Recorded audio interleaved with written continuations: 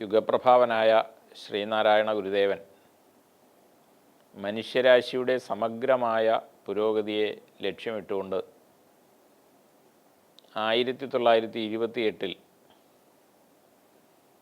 കോട്ടയം നാഗമ്പടം ക്ഷേത്രാങ്കണത്തിലുള്ള തേന്മാവിൻ ചൂട്ടിൽ വെച്ചാണ് ശിവഗിരി തീർത്ഥാടനത്തിന് അനുമതിയും അനുഗ്രഹവും നൽകിയത്.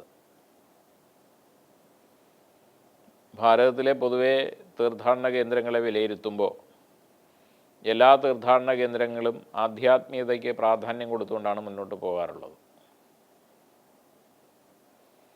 പക്ഷേ ശ്രീനാരായണ ഗുരുദേവൻ്റെ തീർത്ഥാടന സങ്കല്പം എന്ന് പറയുന്നത് ഭൗതികമായ പുരോഗതിക്കും ആത്മീയമായ വളർച്ചയ്ക്കും ഒരുപോലെ ഉതകുന്ന തരത്തിലുള്ളതാണ്. തീർത്ഥാടകരായി ശിവഗിരിയിൽ എത്തിച്ചേരുന്ന ഭക്തജനങ്ങൾക്ക് 10 ദിവസത്തെ ശ്രീബുദ്ധൻ്റെ പഞ്ചശുദ്ധിയോടുകൂടിയ വ്രതാനുഷ്ഠാനം മാത്രമേ ഗുരു നിർദ്ദേശിച്ചുള്ളൂ. അന്ന് ഗുരു പറഞ്ഞത് ദീർഘമായ ഒരു വ്രതാനുഷ്ഠാനം പലപ്പോഴും പ്രായോഗികമായെന്ന് വരില്ല, അതുകൊണ്ട് 10 ദിവസത്തെ എന്നാണ് പറഞ്ഞത്. അതുപോലെ തന്നെ വസ്ത്രത്തിൻ്റെ കാര്യം നിർദ്ദേശിക്കുമ്പോൾ ശിവഗിരി തീർത്ഥാടകർക്ക് ശ്രീബുദ്ധൻ്റെയും ശ്രീകൃഷ്ണൻ്റെയും വസ്ത്രമായ മഞ്ഞ വസ്ത്രമാണ് നിർദ്ദേശിച്ചത്. തീർത്ഥാടന ലക്ഷ്യങ്ങളെക്കുറിച്ച് ഗുരുദേവൻ വിദ്യാഭ്യാസം, ശുചിത്വം, ഈശ്വരഭക്തി, സംഘടന, കൃഷി, കച്ചവടം, കൈത്തൊഴിൽ, ശാസ്ത്ര സാങ്കേതിക പരിശീലനം എന്നീ 8 ലക്ഷ്യങ്ങളാണ് പ്രഖ്യാപിച്ചത്. ഈ ലക്ഷ്യങ്ങളെ വിലയിരുത്തുമ്പോൾ പ്രത്യക്ഷമായി നോക്കുമ്പോൾ ചില ലക്ഷ്യങ്ങൾ ആധ്യാത്മികതയ്ക്കും മറ്റ് ചില ലക്ഷ്യങ്ങൾ ഭൗതികമായ പുരോഗതിക്കും സാമ്പത്തിക ഭദ്രതയ്ക്കും ഒക്കെ ഉതകുന്നതായിട്ടാണ് മനസ്സിലാക്കുന്നത്.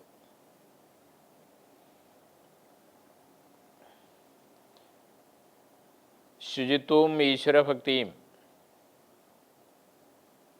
വളരെ അനിവാര്യമാണ്, പ്രത്യേകിച്ച് ഇന്നത്തെ കാലഘട്ടത്തിൽ. ഗുരു അടിസ്ഥാനപരമായി അല്ലെങ്കിൽ പ്രഥമവും പ്രധാനവുമായി നിർദ്ദേശിച്ചത് വിദ്യാഭ്യാസത്തിനാണ് പ്രാധാന്യം കൊടുക്കാൻ. അപ്പോൾ വിദ്യാഭ്യാസം ഏത് തരത്തിലായിരിക്കുമെന്ന് ഉള്ള ഗുരുവിൻ്റെ ഒരു കാഴ്ചപ്പാടുണ്ടായിരുന്നു. പരാവിദ്യയ്ക്കും അപരാവിദ്യയ്ക്കും പ്രാധാന്യം കൊടുത്തുകൊണ്ടുള്ളതാണ്. എന്ന് പറഞ്ഞാൽ ആധ്യാത്മികമായ പുരോഗതിക്ക് ഉതകുന്നതും ഭൗതികമായ നേട്ടങ്ങൾ കൈവരിക്കുന്നതുമായ വിദ്യാഭ്യാസമാണ് വേണ്ടത്. എങ്കിലേ ഭൗതിക രംഗത്ത് ജീവിക്കുന്ന മനുഷ്യരെ സംബന്ധിച്ചിടത്തോളം അവരുടെ ആവശ്യം വേണ്ട കാര്യങ്ങൾക്കൊക്കെ നിവൃത്തി ഉണ്ടാകുകയുള്ളൂ.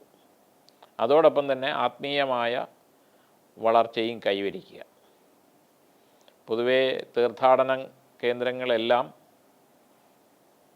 ഭൗതികതയെ തള്ളിക്കളയുന്നതായിട്ടാണ് മനസ്സിലാക്കുന്നത്. ഏതെല്ലാം വിഷയങ്ങളിലാണ് ജനങ്ങൾ വിദ്യാഭ്യാസം നേടേണ്ടത് എന്നുള്ളത് തുടർന്നു വരുന്ന 7 ലക്ഷ്യങ്ങളിലായി വിശദീകരിക്കുന്നുണ്ട്. രണ്ടാമത്തെ ലക്ഷ്യം ശുചിത്വമാണ്. നമുക്കറിയാം, കൊറോണ എന്ന ഒരു മഹാമാരി പിടിപെട്ടപ്പോൾ ലോകമാകെ ആ മഹാമാരിയുടെ മുമ്പിൽ വിറങ്ങലിച്ച് നിന്നത്. രക്ഷപ്പെടാനുള്ള ഒരേ ഒരു മാർഗമായി എല്ലാ രാഷ്ട്രങ്ങളും ഒരുപോലെ മുന്നോട്ട് വെച്ചത് ശുചിത്വ പരിപാലനമാണ്.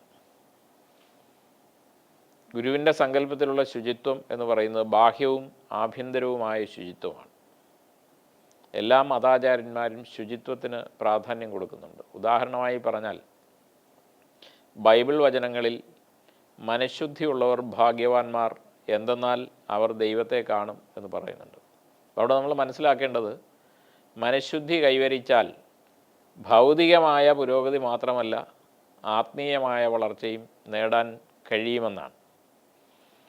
അതുപോലെ തന്നെ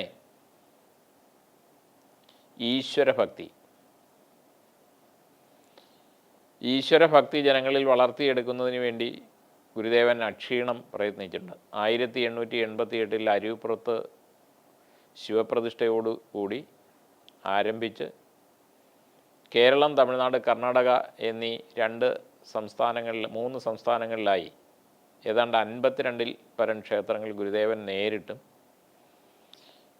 കുറേ ക്ഷേത്രങ്ങൾ ശിഷ്യന്മാരെ കൊണ്ട് ഗുരുവിൻ്റെ സാന്നിധ്യത്തിലും അഥവാ നിർദ്ദേശത്തിലുമൊക്കെ പ്രതിഷ്ഠകൾ നടത്തിച്ചിട്ടുണ്ട്. അന്നത്തെ സാമൂഹികമായ അന്തരീക്ഷം താഴ്ന്നവരെന്ന് മുദ്ര കുത്തപ്പെട്ട ആളുകൾക്ക് ജീവിതത്തിൻ്റെ മുഖ്യധാരയിൽ നാട്ടിയകറ്റപ്പെട്ടിരുന്നു. അവർക്ക് ക്ഷേത്രങ്ങളുടെ പരിസരത്തുള്ള പൊതുനിരത്തുകളിൽ കൂടി യാത്ര ചെയ്യാൻ പോലുമുള്ള സ്വാതന്ത്ര്യം ഉണ്ടായിരുന്നില്ല. അതിന് പ്രത്യക്ഷ ഉദാഹരണമാണ് നമ്മുടെ രാഷ്ട്രപിതാവായ മഹാത്മാഗാന്ധി ഉൾപ്പെടെ വന്ന് പങ്കെടുത്ത വൈക്കം സത്യാഗ്രഹം. അപ്പോൾ അതുപോലെ തന്നെ സാധാരണ ജനങ്ങളുടെ ജീവിത നിലവാരം ഉയരണമെങ്കിൽ കൃഷിയും കച്ചവടവും കൈത്തൊഴിലും ഒക്കെ വളർന്നാലേ സാധിക്കുകയുള്ളൂ. ഇന്നത്തെ പോലെ മെക്കനൈസ്ഡ് ചെയ്ത ഒരു ലോകമായിരുന്നില്ല അന്ന് ഉണ്ടായിരുന്നത്. അതോടൊപ്പം തന്നെ സംഘടനാ ശക്തിയും വളർത്തേണ്ടതുണ്ട്. അതുകൊണ്ട് ഗുരുദേവൻ അതിന് മാതൃക കാണിച്ചുകൊണ്ട് 1903 മഹത്തായ SNDP യോഗവും 1928 ശ്രീനാരായണ ധർമ്മസംഘം എന്ന പേരിൽ ഒരു സന്യാസി സംഘവും രൂപീകരിക്കുകയുണ്ടായി. അപ്പോൾ സംഘടനാ തലത്തിലൂടെ ശക്തി നേടി കൃഷിയും കച്ചവടവും വ്യവസായവും ഒക്കെ അനുഷ്ഠിച്ച് സാമ്പത്തിക രംഗത്തും വിദ്യാഭ്യാസ രംഗത്തും വളർച്ച നേടി ബാഹ്യവും ആഭ്യന്തരവുമായ ശുചിത്വം കൈവരിച്ച് ആധുനിക ലോകത്ത് ജീവിക്കുന്നതിന് ഉതകുന്ന തരത്തിലുള്ള ശാസ്ത്ര സാങ്കേതിക വിദ്യയും കരഗതമാക്കുക എന്നുള്ളതാണ് തീർത്ഥാടനത്തിൻ്റെ പ്രാഥമികമായ ലക്ഷ്യം. എന്നാൽ ഇതിൻ്റെ ആത്യന്തികമായ ലക്ഷ്യം മനുഷ്യജീവിതത്തിൻ്റെ ആത്യന്തികമായ ലക്ഷ്യമാണ്. എന്ന് പറഞ്ഞാൽ പരമപുരുഷാർത്ഥം നേടുക എന്നുള്ളതാണ്. പുരുഷാർത്ഥങ്ങൾ 4: ധർമ്മം, അർത്ഥം, കാമം, മോക്ഷം. ധാർമ്മികമായ മാർഗത്തിലൂടെ അർത്ഥസമ്പാദ്യം ചെയ്ത് ന്യായമായ ആഗ്രഹങ്ങളുടെ പൂർത്തീകരണം സംഭവിച്ച് മോക്ഷപ്രാപ്തിയിലേക്ക് പ്രവേശിക്കുക എന്നുള്ളത് മനുഷ്യജന്മത്തിൻ്റെ ആത്യന്തികമായ ലക്ഷ്യമാണ്. അതിനുകൂടി ഉതകുന്ന തരത്തിലുള്ള ലക്ഷ്യങ്ങളാണ് ഇതിൽ ഉൾപ്പെടുത്തിയിരിക്കുന്നത്. അപ്പോൾ ശാസ്ത്ര സാങ്കേതിക രംഗത്ത് ഇന്ന് ഇന്ത്യ ലോകത്തിൻ്റെ നെറുകയിൽ ഇന്ത്യയുടെ ദേശീയ പതാക പാറിച്ചിരിക്കുന്ന സാഹചര്യമാണ്.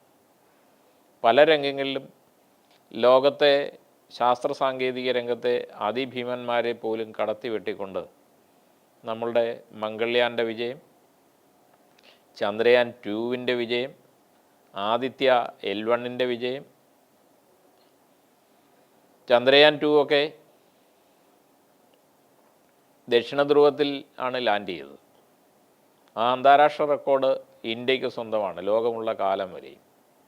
അതുപോലെ തന്നെ മംഗൾയാൻ്റെ വിജയവും, കാരണം ആദ്യ പരിശ്രമത്തിലൂടെ പരിപൂർണ വിജയം നേടിയ രാഷ്ട്രം എന്നുള്ളതും ഏഷ്യയിൽ ആദ്യം ഈ നേട്ടം കൈവരിച്ച രാഷ്ട്രം എന്നുള്ളതും ഏറ്റവും കുറഞ്ഞ ചിലവിൽ ലോകത്ത് ഈ നേട്ടം കൈവരിച്ച രാജ്യം എന്നുള്ളതുമൊക്കെ ഇന്ത്യക്ക് സ്വന്തമാണ്. അതുപോലെ തന്നെ ജപ്പാനായിരുന്നു 34 ഉപഗ്രഹങ്ങളെ ഒരേ റോക്കറ്റിൽ വിക്ഷേപിച്ച് എല്ലാം കൃത്യമായ ഓർബിറ്റിൽ എത്തിച്ച് പ്രവർത്തിപ്പിച്ച രാഷ്ട്രം എന്നുള്ള റെക്കോർഡ് ജപ്പാന് സ്വന്തമായിരുന്നു. പക്ഷേ ഇന്ത്യ 104 ഉപഗ്രഹങ്ങളെ ഒരേ റോക്കറ്റിൽ വിക്ഷേപിച്ച് അതെല്ലാം യഥാസമയം കൃത്യമായ ഓർബിറ്റിലെത്തിച്ച് പ്രവർത്തനക്ഷമമാക്കിയ രാഷ്ട്രം എന്നുള്ള റെക്കോർഡ് ഇന്നും ഇന്ത്യക്ക് സ്വന്തമാണ്. അതൊരു പക്ഷേ ഭേദിച്ചേക്കാം, പക്ഷെ മറ്റുള്ള റെക്കോർഡുകളൊന്നും ആർക്കും ഭേദിക്കാൻ കഴിയില്ല. അതുപോലെ തന്നെ വിദേശ നാണ്യം നേടുന്നതിന് കൂടി ഉപകരിക്കുന്ന തരത്തിൽ ശാസ്ത്ര സാങ്കേതിക രംഗം വളർന്ന് പടർന്ന് പന്തലിച്ചിരിക്കുന്നു. ഇന്ന് വ്യാവസായിക അടിസ്ഥാനത്തിൽ നമ്മൾ വികസിതവും വികസ്വരവുമായ എന്തിനേറെ നാസയുടെ ഉപഗ്രഹങ്ങൾ ഉൾപ്പെടെ വിക്ഷേപിച്ച് മുന്നേറുകയാണ്. അപ്പോൾ ഗുരുദേവൻ ഇത് 1928 ശിവഗിരി തീർത്ഥാടനത്തിൻ്റെ അവസാന ലക്ഷ്യമായി ശാസ്ത്ര സാങ്കേതിക പരിശീലനം വേണമെന്ന് നിർദ്ദേശിക്കുന്നത്. ഇന്ത്യക്ക് സ്വാതന്ത്ര്യം കിട്ടുന്നത് 1947. പിന്നെ എത്രയോ കാലങ്ങൾ കഴിഞ്ഞിട്ടാണ് ISRO പോലെയുള്ള സ്ഥാപനങ്ങൾ നമ്മളിവിടെ സ്ഥാപിക്കുന്നത്, അതുമായി മുന്നോട്ട് പോകുന്നു. പക്ഷേ അത്ഭുതകരമായ നേട്ടമാണ് ആ രംഗത്ത് നമുക്ക് കൈവരിക്കാൻ കഴിഞ്ഞിരിക്കുന്നത്. അതുപോലെ തന്നെ നമ്മുടെ ദൈനംദിന ജീവിതത്തിൽ കൊച്ചുകുട്ടികൾ പോലും ഇന്ന് ഇൻ്റർനെറ്റിൻ്റെ ആനുകൂല്യങ്ങൾ, അതിൻ്റെ ഉപയോഗം മനസ്സിലാക്കി അതിൽ ആസ്വദിക്കുകയും അതിലൂടെ അറിവുകൾ നേടുകയും തൊഴിൽ നേടുകയും ഒക്കെ ചെയ്യുന്ന സാഹചര്യത്തിലേക്ക് ഇപ്പോൾ കാര്യങ്ങൾ എത്തിച്ചേർന്നിരിക്കുകയാണ്. അപ്പോൾ ദീർഘദർശിയായ ഗുരുവിന് ഭാവി ലോകത്ത് എന്താണ് സംഭവിക്കാൻ പോകുന്നതെന്നും അതിനെന്തെല്ലാം ആവശ്യമുണ്ടോ അതെല്ലാം ശിവഗിരി തീർത്ഥാടനത്തിൻ്റെ ലക്ഷ്യങ്ങളിൽ ഉൾപ്പെടുത്തിയിട്ടുണ്ട്. അത് പ്രായോഗികമാക്കി അതാത് വിഷയങ്ങളിൽ പ്രാവീണ്യമുള്ളവരെ കൊണ്ട് ഇവിടെ പ്രസംഗങ്ങൾ പറയിപ്പിക്കണമെന്നും ഇവിടെ എത്തിച്ചേരുന്ന ഭക്തജനങ്ങൾ ഈ പ്രസംഗങ്ങൾ സശ്രദ്ധം കേൾക്കണമെന്നും അങ്ങനെ ഇവിടെ നിന്ന് കിട്ടുന്ന അറിവിനെ പ്രയോഗത്തിൽ വരുത്തി ജീവിത വിജയം നേടണമെന്നുമായിരുന്നു ഗുരുവിൻ്റെ കൽപ്പന. കഴിഞ്ഞ 91 വർഷങ്ങളായി, ഇത് 92ാമത് തീർത്ഥാടനമാണ്. 28-ൽ തീർത്ഥാടനത്തിന് അനുമതി കിട്ടിയെങ്കിലും ചില സാങ്കേതിക കാരണങ്ങളാൽ 1932-33 കാലയളവിലാണ് തീർത്ഥാടന പരിപാടികൾ ആരംഭിക്കുന്നത്. ഇലവന്തിട്ടയിലുള്ള മൂലൂർ സ്മാരകത്തിൽ നിന്നും 5 പേരിൽ ആരംഭിച്ച തീർത്ഥാടനം ഇന്ന് ലോക ശ്രദ്ധയെ തന്നെ ആകർഷിക്കുന്ന ഒരു മഹാ തീർത്ഥാടനമായി മാറിക്കഴിഞ്ഞിരിക്കുന്നു. നമ്മളിവിടെ ഇത് സംസാരിച്ചുകൊണ്ടിരിക്കുമ്പോൾ തന്നെ ലോകത്തിൻ്റെ പല ഭാഗങ്ങളിലും തീർത്ഥാടനവുമായി ബന്ധപ്പെട്ട ആലോചനാ യോഗങ്ങളും പരിപാടികളും ഒക്കെ നടക്കുകയാണ്. ഇപ്പോൾ ലോകത്തിൻ്റെ എല്ലാ ഭാഗത്തും മലയാളികളുള്ള എല്ലാ സ്ഥലങ്ങളിലും ശിവഗിരി തീർത്ഥാടനത്തോടനുബന്ധിച്ച് പല സമ്മേളനങ്ങളും സംഘടിപ്പിക്കുന്നുണ്ട്. അതിൽ ഉപരി ശിവഗിരിയിൽ തീർത്ഥാടന കാലത്ത് ലോകത്തിൻ്റെ നാനാഭാഗത്തു നിന്നും ആളുകൾ എത്തിച്ചേരുന്നുണ്ട്. പിന്നെ ഇത്തവണത്തെ തീർത്ഥാടനത്തിൻ്റെ മറ്റൊരു സവിശേഷത കൂടിയാണ്, ശ്രീനാരായണ ഗുരുദേവൻ 1924-ൽ ആലുവ അദ്വൈതാശ്രമത്തിൻ്റെ അങ്കണത്തിൽ സംഘടിപ്പിച്ച ലോകത്തിലെ ആദ്യത്തെ സർവമത സമ്മേളനം. ഞാനിത് പറയാൻ കാരണം, അതിനു മുമ്പ് അമേരിക്കയിൽ നടന്ന ഒരു സർവമത സമ്മേളനത്തെ വിസ്മരിച്ചുകൊണ്ടല്ല, അത് കൊളംബസ് അമേരിക്ക കണ്ടുപിടിച്ചതിൻ്റെ 400ാമത് വാർഷികത്തോടനുബന്ധിച്ച് അമേരിക്കൻ ഗവൺമെൻറ് സംഘടിപ്പിച്ചതാണ്. എന്നാൽ ഇതങ്ങനെ അതിൻ്റെ ലക്ഷ്യം ഗുരു സംഘടിപ്പിച്ച സർവമത സമ്മേളനത്തിൽ ലക്ഷ്യമായിരുന്നില്ല. ഇവിടെ ഇതിൻ്റെ പ്രവേശന കവാടത്തിൽ ഗുരുദേവൻ എഴുതി വെപ്പിച്ചത് വാദിക്കാനും ജയിക്കാനുമല്ല, അറിയാനും അറിയിക്കാനുമാണെന്നുള്ള സന്ദേശമാണ്. ഏതെങ്കിലും ഒരു മതപണ്ഡിതൻ അയാളുടെ മതതത്വങ്ങളെ പ്രകീർത്തിച്ചുകൊണ്ട് വിശദീകരിച്ചുകൊണ്ട് മറ്റൊരു മതത്തെ ആക്ഷേപിക്കാനോ അല്ലെങ്കിൽ അത് കുറഞ്ഞതാണെന്ന് വരുത്തി തീർക്കാനോ ഉള്ള ശ്രമത്തിന് വേണ്ടി അല്ല ഈ സർവമത സമ്മേളനം സംഘടിപ്പിച്ചത്. ഇപ്പോൾ അതിനോടനുബന്ധിച്ച് ശിവഗിരി മഠവും വത്തിക്കാൻ പോപ്പിൻ്റെ ആസ്ഥാനവും ഒക്കെ ചേർന്നുകൊണ്ട് ശ്രീ ചാണ്ടി ഉമ്മൻ്റെയും ശിവഗിരി മഠത്തിലെ സന്യാസിയായ വീരേശ്വരൻ സ്വാമിയുടെയും നേതൃത്വത്തിൽ അവിടെ ഒരു സർവമത സമ്മേളനമൊക്കെ സംഘടിപ്പിക്കുകയുണ്ടായി. ബഹുമാന്യനായ പോപ്പ് ഫ്രാൻസിസ് അതിൻ്റെ ആദ്യഘട്ടത്തിൽ പ്രസംഗിക്കുകയും ഞങ്ങളുമായിട്ടൊക്കെ ആശയവിനിമയം നടത്തുകയും ചെയ്തതും വിവിധ മതപണ്ഡിതന്മാർ ആ പരിപാടിയിൽ പങ്കെടുക്കുകയും ഒക്കെ ചെയ്തു. അതിൻ്റെ ആദ്യ ദിവസത്തെ പ്രോഗ്രാമിൽ ശ്രീ KG ബാബുരാജൻ, അതുപോലെ തന്നെ സാദിഖ് അലി ശിഹാബ് തങ്ങൾ,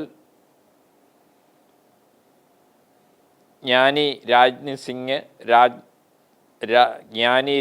സിംഗ്, അതുപോലെ തന്നെ Shri Chandy Oommen, reverend father Davis Chiramel, his excellency 8th Kundeling Tatsak Rinpoche, Swamini Shuddhanandagiri, reverend father Mithun J Francis, Swami Shubhangananda, reverend Laurent Basanese, Veereswaran Swami തുടങ്ങിയുള്ളവരൊക്കെ പങ്കെടുത്തിരുന്നു. ഇതിൻ്റെ സമാപന സെക്ഷൻ നടന്നത് സെൻറ്റ് ഫ്രാൻസിസ് അസീസിയുടെ ടോമും അതിനോട് അനുബന്ധിച്ചുള്ള ബസിലിക്കയിലുമാണ്. ഇതെന്ന് വത്തിക്കാനിൽ നിന്ന് ഏതാണ്ട് 2-2.5 മണിക്കൂർ ദൂരത്തിലാണ് ആ പ്രദേശം. അതും ഒരു പുണ്യസ്ഥലമാണ്. അപ്പോൾ അവിടെ വെച്ചാണ് ഇതിൻ്റെ സമാപന സെക്ഷൻ നടന്നത്. ആദരണീയനായ പോപ്പും അദ്ദേഹത്തോടൊപ്പം അവിടെ ഉണ്ടായിരുന്ന പുരോഹിത ശ്രേഷ്ഠന്മാരുമൊക്കെ വളരെ നല്ലൊരു വരവേൽപ്പാണ് ശിവഗിരി മഠത്തിലെ സന്യാസിമാർക്കും ഗുരുദേവ ഭക്തർക്കും നൽകിയത്. അപ്പോൾ അതിൻ്റെ നിറവ് അതുപോലെ തന്നെ 1925 മാർച്ച് മാസം 12-ാം തീയതി ഇന്ത്യയുടെ രാഷ്ട്രപിതാവായ മഹാത്മാഗാന്ധി ശിവഗിരി സന്ദർശിക്കുകയും ഗുരുദേവനുമായി ചാതുർവർണ്ണ വ്യവസ്ഥയുടെ ശാസ്ത്രീയതയെക്കുറിച്ചും മറ്റു പല കാര്യങ്ങളും ചർച്ച ചെയ്യുകയും അന്നു രാത്രി ഗുരുദേവൻ താമസിച്ചിരുന്ന വൈദിക മഠത്തിൽ താമസിക്കുകയും ചെയ്തിട്ടുണ്ട്. മഹാത്മാഗാന്ധിയുടെ ആ സന്ദർശനത്തിൻ്റെ ശതാബ്ദി വർഷത്തിൻ്റെ നിറവിൽ കൂടിയാണ് ഇത്തവണത്തെ ശിവഗിരി തീർത്ഥാടനം സമാഗതമായിരിക്കുന്നത്. ഉടൻ തന്നെ അതിൻ്റെ ആഘോഷ പരിപാടികളും ശിവഗിരി മഠം സംഘടിപ്പിക്കുന്നതാണ്. ശിവഗിരി തീർത്ഥാടന ലക്ഷ്യങ്ങൾക്ക് പ്രാധാന്യം നൽകിക്കൊണ്ട് ഈ 92ാമത് ശിവഗിരി തീർത്ഥാടനം വിജയകരമാക്കുന്നതിന് എല്ലാവരുടെയും സഹായവും സഹകരണവും അഭ്യർത്ഥിക്കുന്നു. എല്ലാവർക്കും നന്മ നിറഞ്ഞ സമാധാനപൂർണമായ 92ാമത് ശിവഗിരി തീർത്ഥാടന ആശംസകൾ നേർന്നുകൊണ്ട് നിർത്തുന്നു. നമസ്കാരം.